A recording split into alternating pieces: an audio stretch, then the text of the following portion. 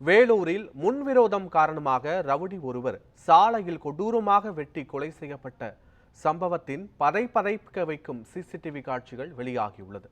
வேலூர் அடுத்த அரியூரை சேர்ந்த பிரபல ரவுடி எம்எல்ஏ ராஜா என்பவர் கொலை முயற்சி வழக்கில் கைதாகி கடந்த சில நாட்களுக்கு முன்பு ஜாமீனில் வெளியே வந்துள்ளார். அவர் நேற்று அரியூர் பகுதியில் இருசக்கர வாகனத்தில் சென்ற நிலையில் மர்ம நபர்கள் சிலர் அவரை சரமாரியாக வெட்டியதில் ராஜா இரத்த வெள்ளத்தில் சம்பவ இடத்திலேயே உயிரிழந்தார்.